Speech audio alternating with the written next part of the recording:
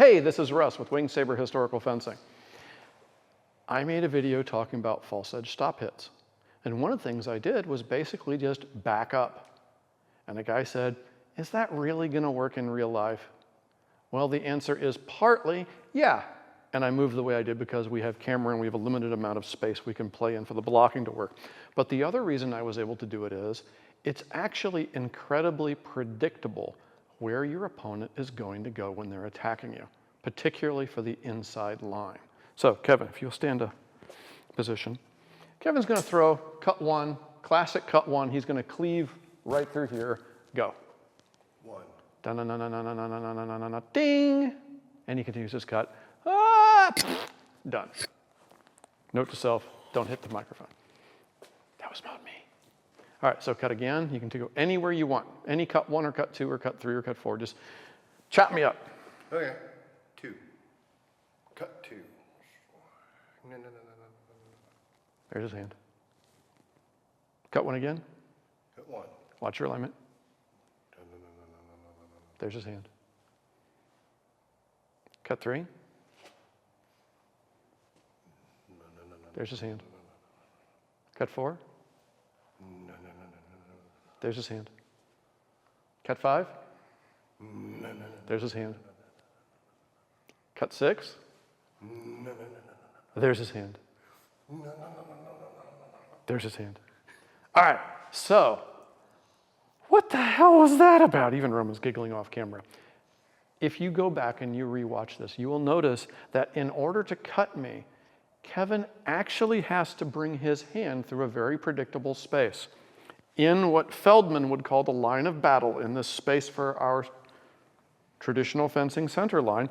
If he's going to cut me, his hand's got to be here, or here, or here, or here, maybe a little lower, maybe a little higher, but he will come into a space that's oval and three-dimensional, like a big pill capsule, right through here.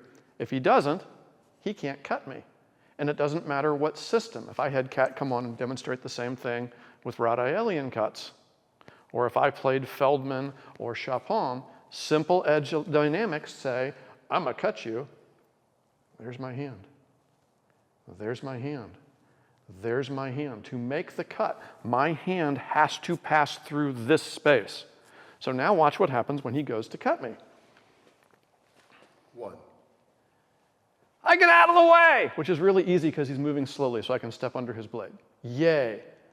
Well, how do I hit him while I'm getting out of the way? He cuts one again. I do that. Or I go slightly backwards. Drama. And he cuts one. One. And I put my blade where I know his hand has to go. If it doesn't go here, he can't hit me. If he goes, there's no way he's hitting me there. Unless he does some super Gumby hyperextension of the wrist thing.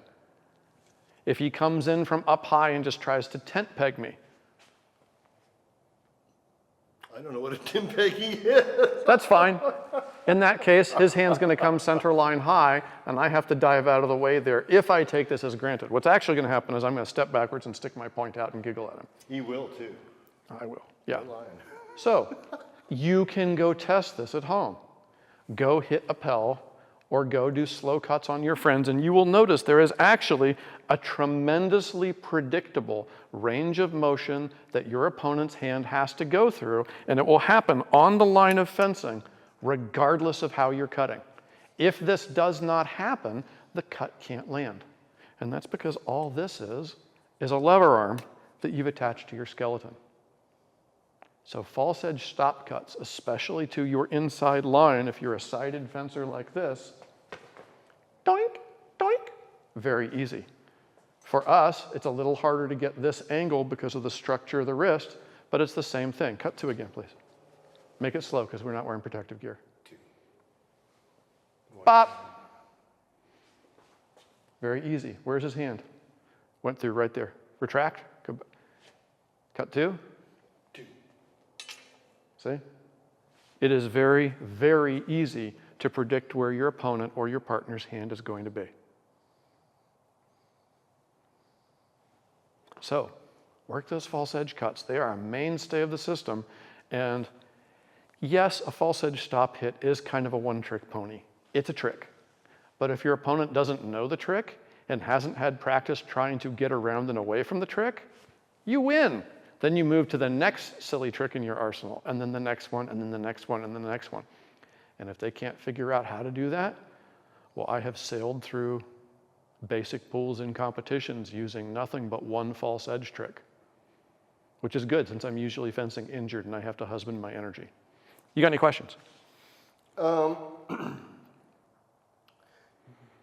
Is there any difference against a thrust? Yes. And the difference is I have to get the hell out of the way of the thrust before I can attack the hand. Okay, So- the difference is in the footwork. The difference is in the foot and the body work. So if you come in like this, and you come in, make your thrust, and I do this, what have I achieved? Not a lot. A filthy double at best. Yeah, And, you know, I've dinged up your finger and you've shanked me. It's not so good. assuming I'm not wearing a bowl guard. Right. Now, that said, if I obey my order of operations and I turn my body to face the blow, thrust, now we got options. And this is one of the things you want to practice against somebody who plays a sided game and does lots of lunge stuff. If you can see the lunge coming and you can get offline, well, that's a good thing and you need to practice that, because if you can't, you're going to get shanked anyway. But if you can make it offline, tap, then you can catch him on the way in or the way out. So the problem with thrusts is you have to not get the point.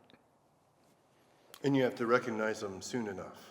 You have to see what's happening while it's going on. And that's when it gets from the base level of can I perform techniques into the next level up of what am I doing and what are they doing, that becomes fencing tactics. And then you get past that to a strategy of what am I going to try to make happen this bout, where you can start getting really predictive and playing all the meta stuff that turns this into living chess. All right, thanks y'all. Have fun and go do the thing. Yeah. We've got more videos and content coming, so if you liked what you saw and it was useful for you, please stab the like button, /subscribe, and punch the little bell icon so that you're notified immediately when new content comes available. Thanks, and go do the thing.